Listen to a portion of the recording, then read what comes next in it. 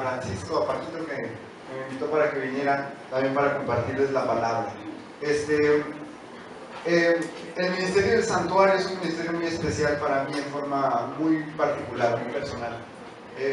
Yo inicié a estudiar el santuario desde que estaba en la preparatoria y aunque no parezca eso, fue hace muchos años. Y desde aquel entonces las figuras y el lenguaje del santuario me llevó más y más cerca del conocimiento de Dios. Y este ministerio tiene una forma muy particular para hacerla, porque no nada más es alguien que está exponiendo verbalmente algo, sino tienes la oportunidad de verlo. Y al momento de verlo, ayuda a poderlo comprender más. Nosotros ahorita no tenemos todo el santuario, de cualquier forma no podría caber en este espacio, así que les invitamos para que vayan también a la Macroplaza, pasen una vez y si les convence traen a todos sus amigos, a sus compañeros de trabajo, sus compañeros de escuela, para que todos puedan recibir la bendición completa. Vamos a abrir la Biblia en este momento, pero antes de hacerlo quiero invitarles a que inclinen el rostro para hacer una oración nuevamente. Oremos. Padre eterno que estás en el cielo, Señor, te agradecemos porque tú eres bueno con nosotros y porque nos das la bendición de tu palabra. Señor, te pedimos que esa palabra pueda servirnos de nutrición, que nos pueda llenar de fuerzas y que estas fuerzas espirituales se transformen en fuerzas físicas, en fuerzas mentales, para que podamos ser testimonio de ti a todas las personas a nuestro alrededor. Bendice a tu palabra, bendice los pasajes que vamos a leer para que nos ayuden a comprender mejor tu plan para nosotros en esta tierra. Gracias por todo, en el nombre de Jesús. Amén. Estamos viviendo en tiempos muy emocionantes. Muchas cosas están pasando a nuestro alrededor. Si hace unos 10 años, era el 2005, uno hubiese visto hacia el 2015, habría muchas cosas que no nos podríamos imaginar. Nada más para que se den una idea. En el 2005, los celulares más avanzados todavía tenían botones. ¿Lo recuerdan? Como que lo ven ya muy distante.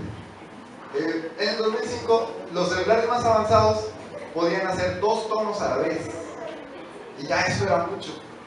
¡Wow! Tienes un celular que tiene 2 tonos. Increíble.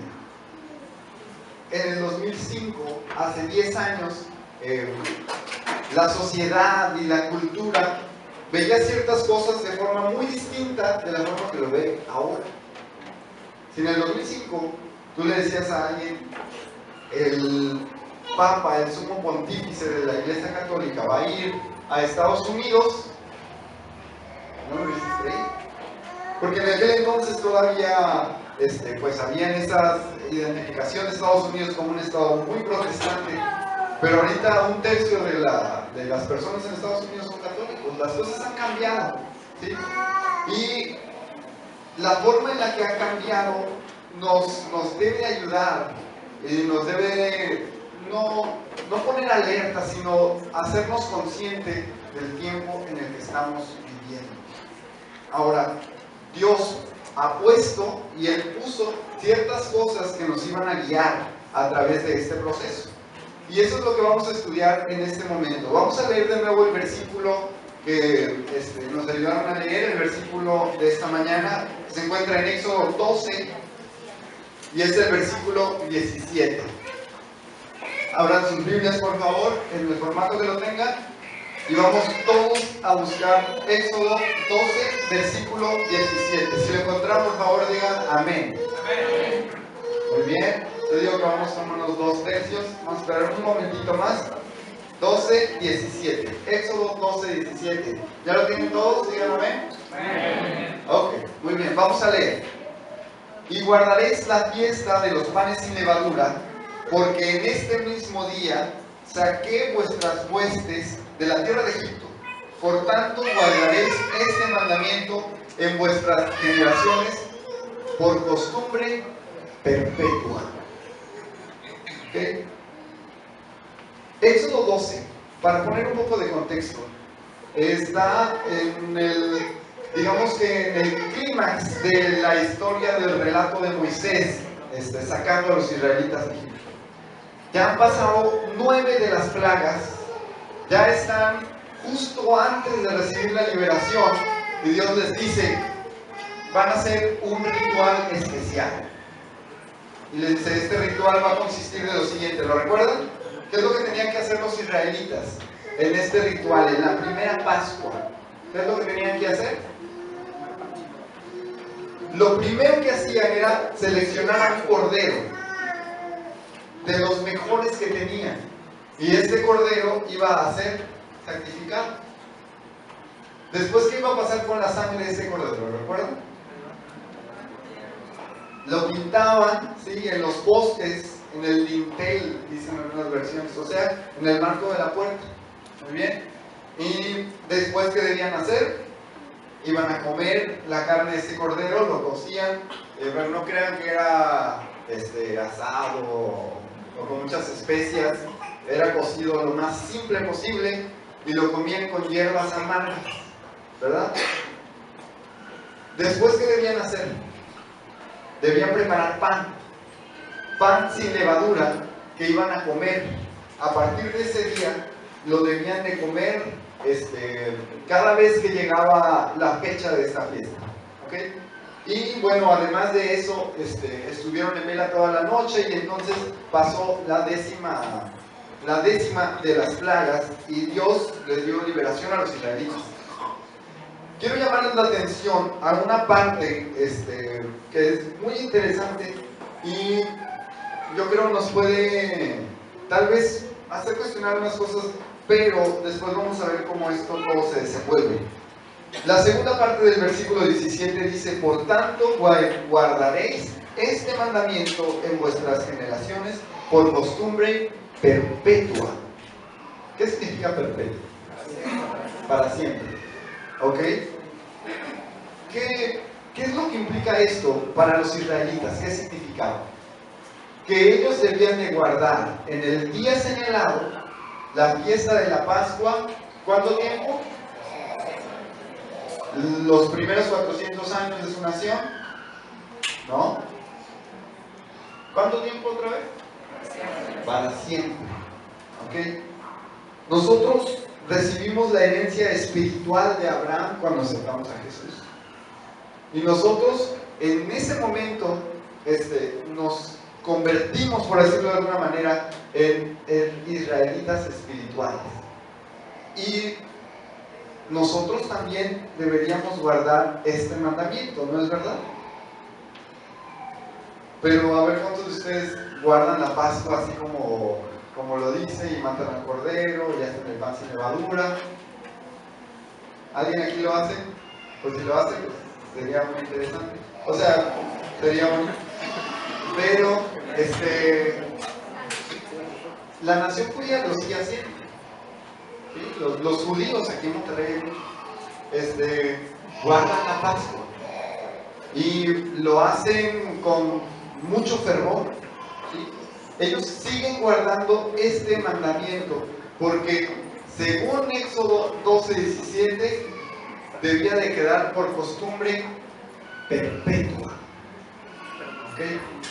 Ahora, no es parte del tema, pero nosotros ya sabemos que todas estas costumbres y estos mandatos, estos mandamientos, eran un símbolo que señalaba algo mayor, ¿sí? Y este cordero que se seleccionó, no por primera vez allí en el Éxodo, sino que se seleccionó por primera vez en el Edén, y la Biblia nos dice todavía había sido apartado desde antes de la fundación del mundo, representaba a Cristo Jesús. Y Jesús como Cordero es el verdadero Cordero, y por lo tanto solamente en Él nosotros podemos guardar la verdadera Pascua. Y esa es la razón por la cual ahorita no hacemos la Pascua como sangre del verdadero Cordero que cubre nuestras casas, ¿sí? No solamente las puertas, debe cubrir las ventanas, debe cubrirnos a todos nosotros, porque esa es una sangre que en lugar de manchar, limpia. Y esa es la forma en la que nosotros podemos guardar la Pascua. de nuevo, no es el tema, pero aquí estamos hablando entonces de un concepto muy importante y es un concepto indispensable para poder entender el mensaje del santuario, que es el concepto de los tipos, o sea, de la simbología. Todo en el santuario señala a algo más grande. Y todo en el santuario señala a alguien que lo iba a cumplir. Y nosotros debemos entonces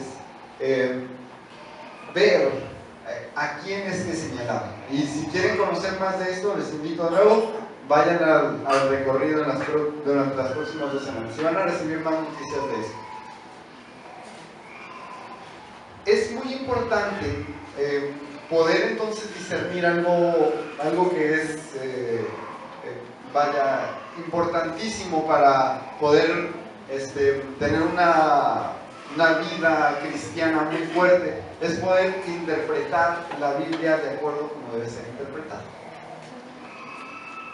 Muchas ocasiones yo me he preguntado, y tal vez ustedes también se han preguntado, ¿cómo es que nosotros interpretamos la Biblia?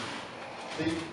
Hay 2 opciones: o escuchamos lo que el predicador dice con voz autoritativa y dice, la Biblia dice esto, o la estudiamos por nosotros mismos. ¿Cuál de esas 2 creen ustedes que es mejor? Estudiarla nosotros mismos. ¿Por qué?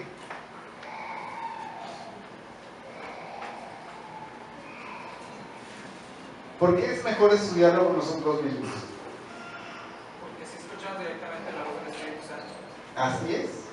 Porque Dios entonces nos puede hablar directamente, y no es que Él no lo haga a través de los predicadores, pero hay riqueza en estudiar la palabra de Dios. Ahora, una cosa que me ha inquietado y me inquietaba cuando estaba más joven, ¿cómo puedo yo saber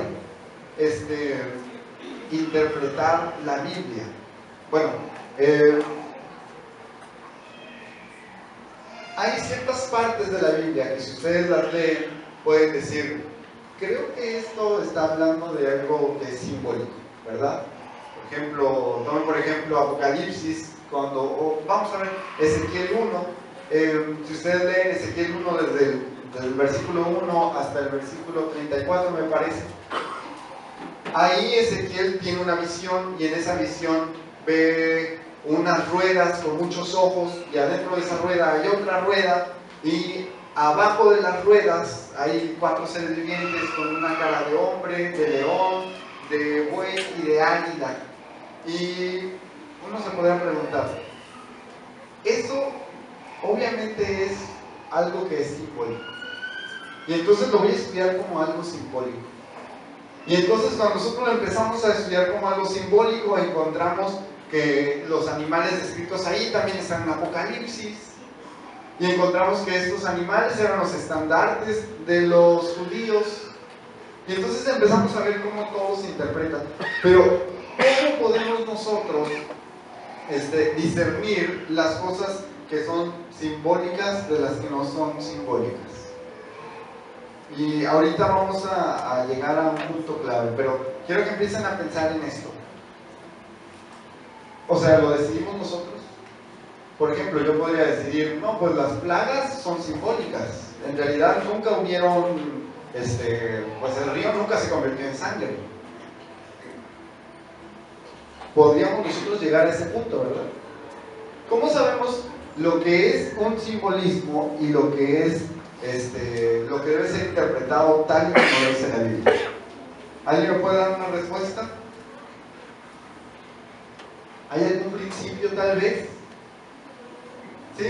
Bueno, creo que la Biblia se explica sola y más adelante seguramente vas a encontrar, bueno, lo que viste anteriormente significa tal, como Juan cuando ve las estrellas, ¿no? O los candelabros, ¿no? Y más adelante Dios mismo le explica, lo que viste son los 7 espíritus que están en los espíritus. Así es. La interpretación, dice la Biblia, de las Sagradas Escrituras, no le pertenece a ninguna persona. ¿Okay? no es individual, sino que debe ser precepto sobre precepto, ¿sí? Y lectura sobre lectura. En otras palabras, la Biblia se interpreta a sí misma. Entonces, número uno, ese va a ser nuestro principio cardinal para lo que resta de este estudio. La Biblia se interpreta a sí misma. Vamos a ver que esa es la única forma y la forma más segura para poder estudiar y entender la palabra de Dios.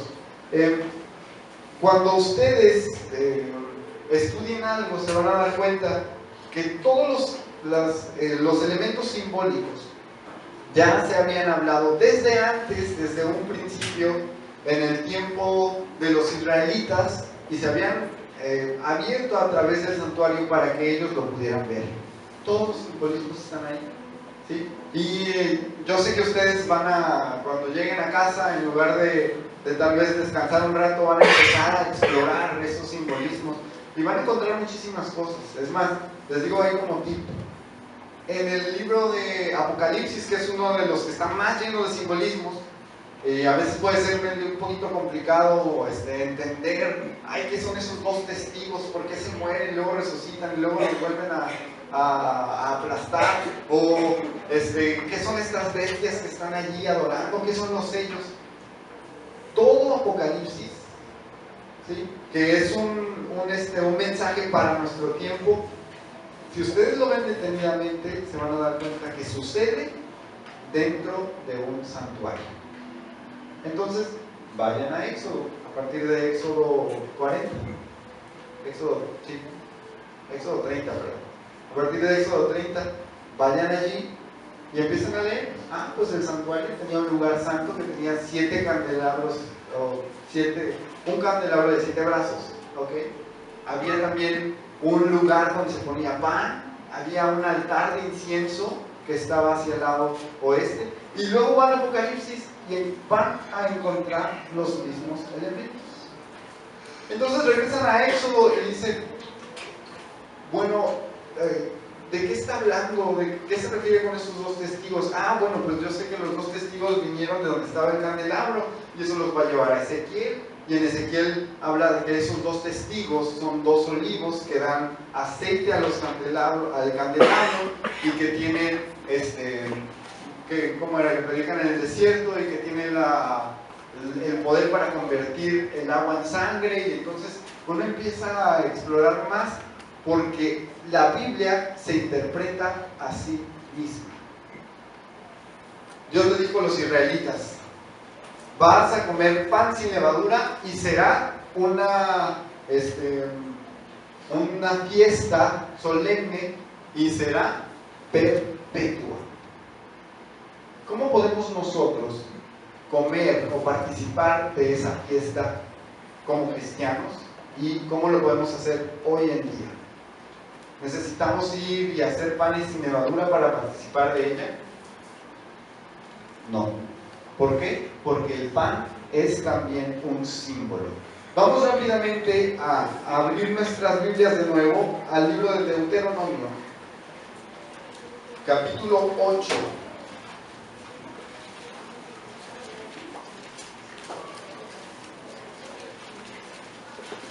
Deuteronomio, capítulo 8, y vamos a leer desde el versículo 3 hasta el versículo 7. Deuteronomio 8, desde el 3 al 7. ¿Alguien, por favor, lo podría leer? Le podemos pasar el micrófono para que todos escuchemos. ¿Sí? 8:3 hasta el 7.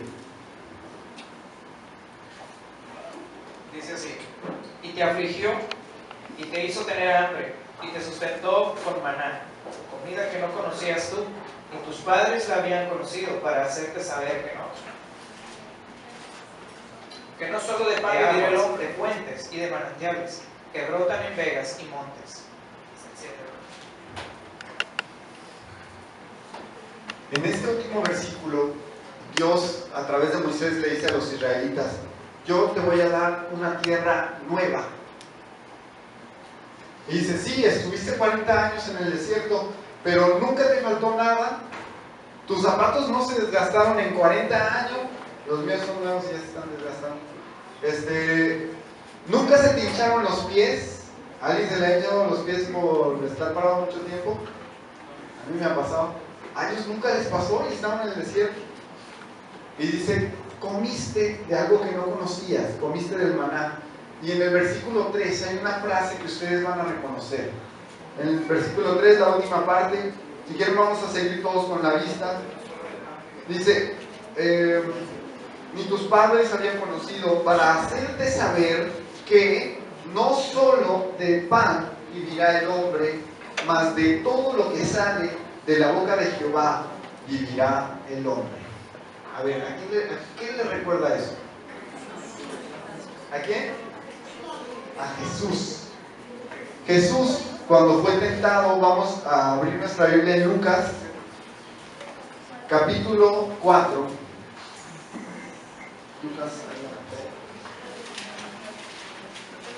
Lucas, capítulo 4.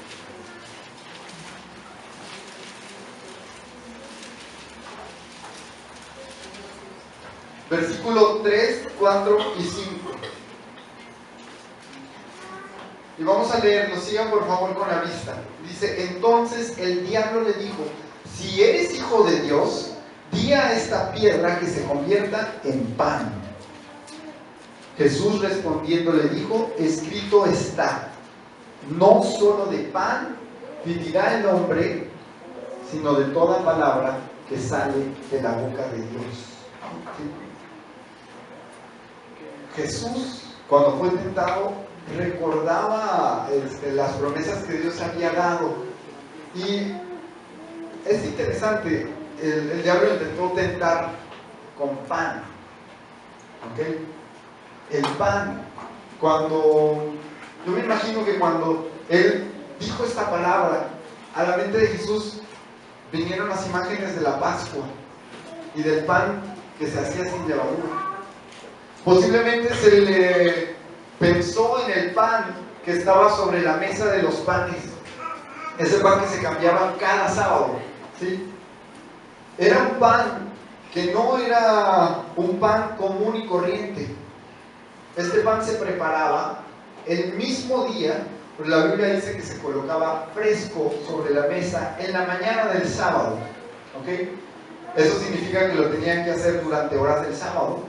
No lo hacían el viernes antes del atardecer, como era costumbre para ellos, ¿no? No lo hacían en ese mismo sábado. La Biblia dice que eran 2 efas de harina por cada pan. Una efa es como 1,5 kilos, entonces eran 3 kilos de pan más o menos, de harina más bien, por cada pan, y un hin de aceite, que son 900 mililitros. Entonces, 1 litro de aceite más 3 kilos de harina para hacer un pan, ¿ok? Ya se imaginen de qué tamaño era, ¿sí? ¿Han visto un pan de 3 kilos de harina? Ahora, este pan era sin levadura, igual que el pan de la Pascua, y se hacía, al hacerse con todo este aceite, pues, más bien, no tanto se horneaba, porque la Biblia dice que se colocaba sobre utensilios de bronce, como más bien quedaba así frito, ¿ok? Entonces, ya está, se me antojó. Era más una tortilla de 3 kilos, ¿okay? Tortilla de harina de 3 kilos. Y se colocaban calientes sobre la mesa. Imagínense a Jesús, no ha comido en 40 días, y recuerda este pan, ¿sí? El pan que comió David, y que fue suficiente para él y para su ejército. Este pan que los sacerdotes tenían que comer todo, no podían dejar ni una sola migaja, ¿sí? Y ahora, sí, bueno, sabemos que cada pan tenía aproximadamente 4 kilos, es 1 litro de aceite más 3 kilos de harina, y eran 12 panes. ¿Okay? Estamos hablando muchísima comida, y los sacerdotes se lo tenían que comer todo.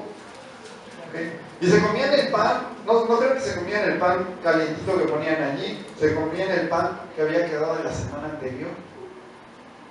¿Ok? ¿Cómo creen que estaba ese pan? Bueno, ese pan permanecía fresco por las características que tenía y porque la presencia de Dios estaba allí. Jesús posiblemente fue transportado a todas esas imágenes, a todos esos símbolos del pan. E imaginaba este pan lleno de vida, ¿sí? Lleno de la presencia de Dios. Y entonces recordó que Dios, su Padre, es quien le daba sustento. Y recordó que él no necesitaba una piedra para tener sustento, porque su Padre lo manda del cielo. Y entonces dijo lo mismo que su Padre había dicho: no solo de pan vivirá el hombre, sino de toda palabra que sale de la boca de Dios. Jóvenes hermanos, esto es alimento. Ese es el mejor alimento que pueden ustedes tener. Este es el mejor alimento que se puede conseguir aquí en toda esta zona. Este es vegano, este es gluten free, este es orgánico y es mejor que todos ellos. ¿Por qué? Porque es la palabra de vida de Dios. En griego, en este versículo, como fue traducido al griego este evangelio, más bien fue escrito en griego, ya no decía exactamente lo mismo que decía en hebreo. En hebreo dice que comerá de todas las cosas que salen de la boca de Dios. En griego, este versículo dice: no solo de pan vivirá el hombre, sino del logos que sale de la boca de Dios. Y logos no solamente es palabra, también significa verbo, ¿verdad? Quiero que mantengan esto en mente. ¿Por qué? Porque esta palabra, o más bien ese pan, no solamente representa lo que nosotros conocemos ahorita como las Sagradas Escrituras o la Biblia. Vamos a avanzar un libro más adelante, en el libro de San Juan, y vamos a ir al capítulo 5. No, perdón, al capítulo 6.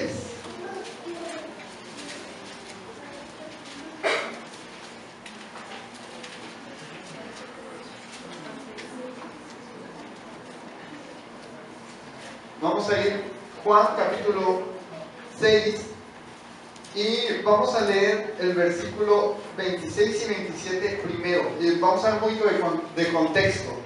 En el capítulo 6 estaba a 3-4 días de la Pascua. O sea, en unos días más los israelitas iban a celebrar la Pascua. ¿Okay? Mantengan eso en mente. De eso estamos hablando el día de hoy. Y llegaron muchos israelitas a un lugar, no tenían que comer. Jesús predicó durante todo el día y luego le dijo a sus discípulos: por favor, denles de comer. Los discípulos pues no tenían ni idea de cómo lo iban a hacer, pero alguien le dio panes y peces y él multiplicó, y los 5,000 personas y sus familias comieron. ¿Okay?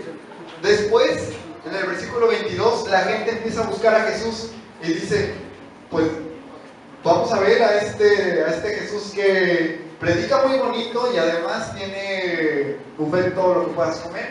Pues qué padre. Entonces llegaron a buscarlo y miren lo que dice Jesús, versículo 26 y 27. Dice: Jesús respondió y les dijo: de cierto os digo que me buscáis no porque habéis visto señales, sino porque comisteis pan y os saciasteis. Trabajad no por la comida que perece, sino por la comida que a vida eterna permanece, la cual el Hijo del Hombre os dará, porque a este señaló Dios el Padre. Los israelitas entonces, esto los ha de haber hecho pensar: entonces hay comida mejor que la que se nos proporcionó antes. Entonces esta persona nos puede dar más que lo que nos dio la vez anterior y que sobró. Jesús después dice más abajo en el versículo 32, porque los sacerdotes le empezaron a cuestionar: pues, ¿qué es esto que estás diciendo? ¿De qué estás hablando? Danos una señal. Los judíos siempre querían señales. Y Jesús les dijo, versículo 32: de cierto os digo, no os dio Moisés el pan del cielo, mas mi Padre os da el pan del cielo. Porque el pan de Dios es aquel que descendió del cielo y da vida al mundo. Y entonces los sacerdotes ahorita me los imagino, los fariseos, me los imagino pensando, ¿nos va a dar maná? ¿Va a ser que descienda de nuevo maná del cielo? Esa es la señal que Él quiere hacer. Y luego vean lo que dice el versículo 35, un versículo hermosísimo. Jesús les dijo, yo soy el pan de vida. El que a mí viene nunca tendrá hambre, y el que en mí cree no tendrá sed jamás. La señal de Jesús, la señal que Jesús les dio, fue su misma presencia. Porque Él era ese pan que había descendido del cielo. ¿Sí? Juan todavía lo explica un poquito más en el capítulo 1. Ustedes se saben este versículo de memoria. Capítulo 1, versículo 1. En el principio era el Logos, en el principio era el Verbo. Y el Verbo estaba con Dios, y el Verbo era Dios. Y Él estaba en el principio con Dios. ¿Sí? Luego dice en el versículo 5 que Él descendió del cielo a las tinieblas para dar luz. Esta palabra, lo que nosotros leemos en esencia, es el carácter de Dios. Y cuando Dios habla, no salen vibraciones que luego estimulan nuestros órganos auditivos. Cuando Dios habla, no sale en forma de sonido. En el libro de Génesis vemos que cuando Dios habla, lo que sale es vida. Cuando Dios habla, lo que sale es luz.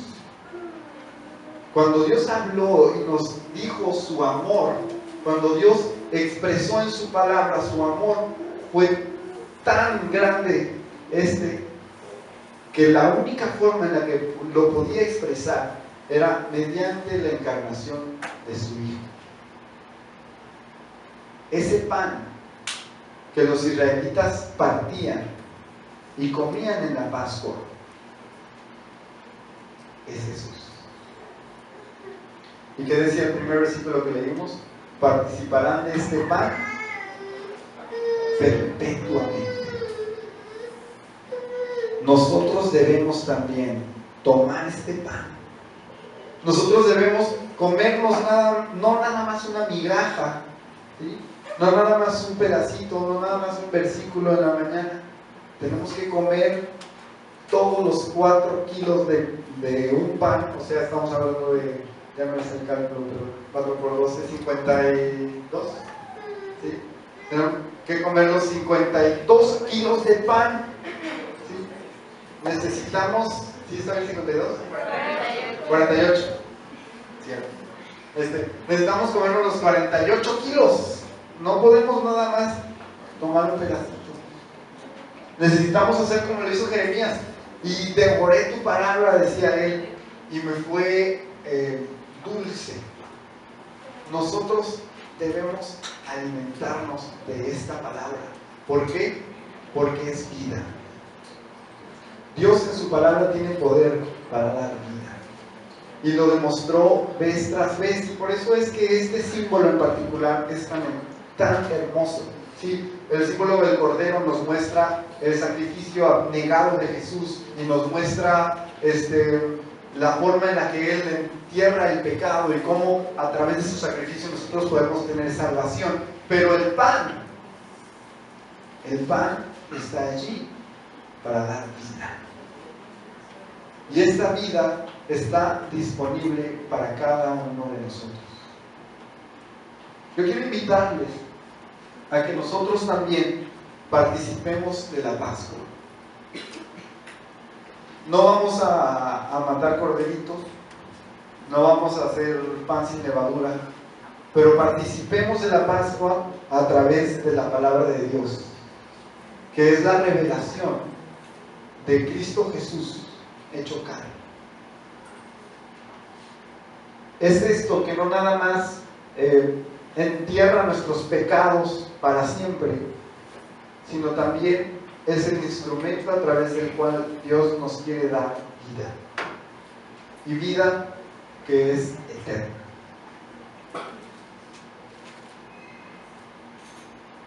Son muchas las cosas que Dios nos quiere revelar. Son muchas las cosas las que Dios ha puesto delante de nosotros en su palabra. Quiero también invitarlos a que se adentren en ella y encuentren todas las riquezas que están allí.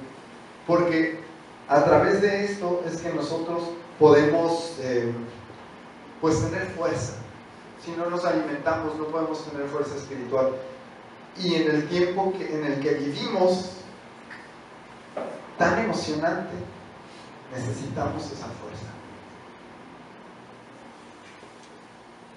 Dios está con nosotros, ahora y estará perpetuamente.